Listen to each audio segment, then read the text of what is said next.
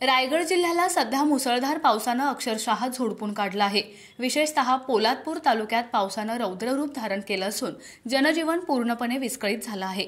महाड आणि महाबळेश्वर परिसरात गेल्या काही तासांपासून सुरू असलेल्या संततधार पावसामुळे तालुक्याची जीवनवाहिनी असलेल्या सावित्री नदीला प्रचंड पूर आला आहे।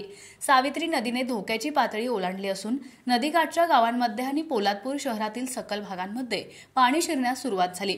पोलादपूर शहरातील काही नागरी वस्त्यांमध्ये पुराचं पाणी थेट घरांमध्ये शिरलं आहे। त्यामुळे नागरिकांना मोठ्या अडचणींचा सामना करावा लागत आहे।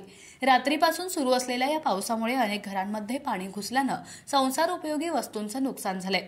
सावित्री नदीच्या वाढत्या पातळीमुळे तालुक्यातील इतर लहान मोठ्या उपनद्यांनाही पूर आला। त्यामुळे अनेक ठिकाणी रस्ते पाण्याखाली गेले आहेत।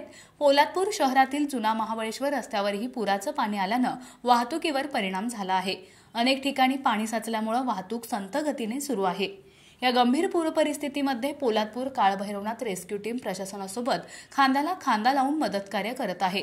पाण्याखाली गेलेल्या भागातून नागरिकांना सुरक्षित स्थळी हलवण्याचं काम सुरू आहे। प्रशासनाने सर्व नागरिकांना अत्यंत सतर्क राहण्याचं आवाहन केलं आहे। नदीकाठच्या रहिवाशांना सुरक्षित ठिकाणी स्थलांतरित होण्याच्या सूचना देण्यात आल्या आहेत। पुढील 24 तासातही मुसळधार पावसाचा इशारा देण्यात आल्यानं प्रशासकीय यंत्रणा पूर्णपणे सज्ज झाली आहे। नागरिकांनी प्रशासनाने दिलेल्या सूचनांचं पालन करावं असं आवाहनही करण्यात आलं आहे।